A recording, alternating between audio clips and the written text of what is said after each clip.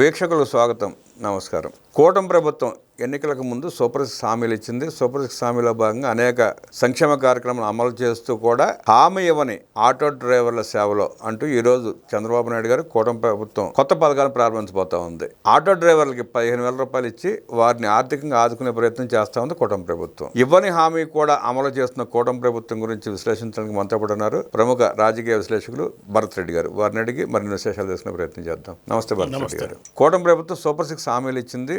హామీలో భాగంగా చాలా వరకు నెరవేర్చింది, మిగతా కూడా నెరవేర్చే ప్రయత్నం చేస్తూ ఉంది. హామీ ఇవ్వని ఆటో డ్రైవర్ల సేవలు అంటూ 15,000 రూపాయలు ప్రతి ఆటో డ్రైవర్కి ఇచ్చే కార్యక్రమం చేపట్టింది. దాన్ని ఎట్లా విశ్లేషిస్తారు? ఆటో డ్రైవర్లకు సంబంధించిన అంశాన్ని గతంలో కంటే లబ్ధిదారుల సంఖ్య కూడా పెంచడానికి ప్రయత్నం చేస్తుంది. దాంతోపాటుగా గతంలో 10,000 ఇస్తే ఇప్పుడు 15,000 రూపాయలు పెంచుతూ లబ్ధిదారులను ఎంపికకు సంబంధించి కూడా పారదర్శకంగా ఉండాలనేది కూడా ఒకటి ఆలోచిస్తుంది. దానికి సంబంధించి ఈ పథకం ప్రారంభోత్సవానికి చంద్రబాబు నాయుడు గారు శ్రీకారం చుట్టబోతున్నారు. అయితే ఇక్కడ మనం గమనించాల్సిన విషయం ఏంటంటే ఆటో డ్రైవర్లకు గతంలో జగన్మోహన్ రెడ్డి స్విచ్లు నొక్కి ఆ పథకాలు ప్రారంభించిన అమలు దశలో ఏ విధంగా ఉన్నాయి, గతంలో ఆటో డ్రైవర్లకు ఇచ్చిన 10,000 రూపాయలు ఏ విధంగా వాళ్ళకు ఉపయోగపడ్డాయి అనేది ముఖ్యం. అంటే ఒక పథకం ప్రవేశపెట్టినప్పుడు ఆ లబ్ధిదారులకు ఎంతవరకు ఉపయోగపడ్డాయి, వాళ్ళకు ఆ డబ్బులు నువ్వు 5,000 ఇస్తావా, 10,000 ఇస్తావా, 15,000 ఇస్తావా, వాళ్ళకి ఎంతవరకు సహాయపడుతున్నాయి అనేది ముఖ్యమైన విషయం.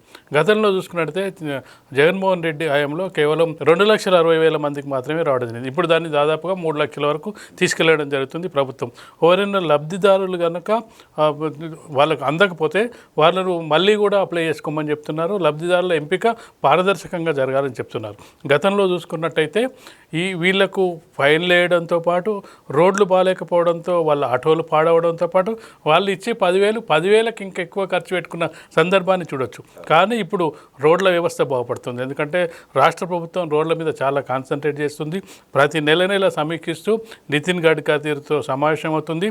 రోడ్లను వేయడానికి చాలా ఇటీవల కాలంలో చూసుకున్నట్టయితే నితిన్ గడ్కరీ వచ్చిన సందర్భంలో సమావేశంలోనూ అడిగిన వెంటనే రోడ్లకు సంబంధించిన వెంటనే మంజూరు చేసిన సందర్భాన్ని మనం చూడొచ్చు. కాబట్టి ఈ రోడ్లను మంచిగా వేస్తున్న సందర్భంగా ఆటో డ్రైవర్లకు ఇప్పుడు ఇచ్చే డబ్బులు అనేది సహాయంగా ఉండే అవకాశం ఉంటుంది.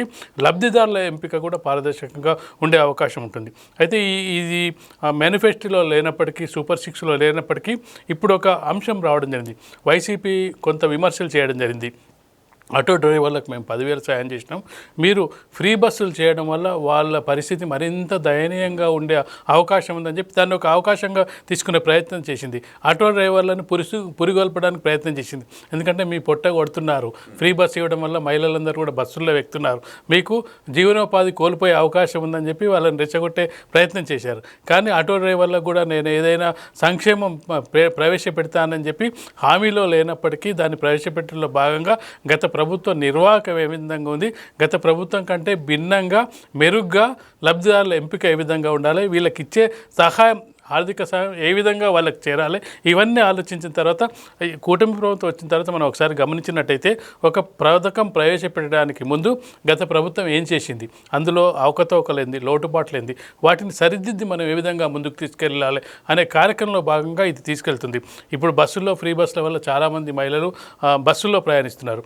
జనరల్గా అయితే ఆటో డ్రైవర్లకు పెద్ద జీవనోపాధి మనం చెప్పాలంటే మహిళలు బస్సుల్లో ఎక్కలేని మహిళలు చాలామంది కూడా, మగాళ్ళు ఎక్కువగా బస్సుల్లో ప్రయాణిస్తుంటారు కానీ మహిళలు పిల్లలతో వాళ్ళతో ఇబ్బంది పడుతూ సామాన్లతో ఆటోలనే ప్రయాణిస్తుంటారు. మొదట్లో వాళ్ళకి జీవనోపాధి కొంత కోపంగా కూడా కనిపించింది, మాకు ఫ్రీ బస్సు వల్ల పొట్టగొడుతున్నారని. ఇక తెలంగాణలో కూడా అదే సమస్య అయింది. ఆటో డ్రైవర్లు ధర్నాలు, రాస్తారోకలు చేసిన సందర్భాన్ని కూడా చూడొచ్చు. కాబట్టి ఇప్పుడు ఆ 15,000 ఆర్థిక సాయం అంటే దాదాపు 1,200-1,300 మంత్లీ వాళ్ళకు ఒక అదనపు ఇన్కమ్గానే కనిపిస్తుంది. కాబట్టి కొంత వాళ్ళకు వెసులుబాటు అయితే కనిపిస్తుంది. దాంతోపాటుగా కొంత వాళ్ళు ప్రభుత్వం ఆదుకుంటుందనే వాళ్ళకు భరోసా కూడా కలిగే అవకాశం అయితే మనకు కనిపిస్తుంది. అంటే గతంలో లాగా చలనాలు లేవో, ఒకటి రోడ్లు బాగు చేయడం వల్ల వాళ్ళకి ఆటోలు రిపేర్లు తక్కువయ్యి ఆ 15,000 కూడా వాళ్ళకి అండగా ఉంటుంది ఒకటి.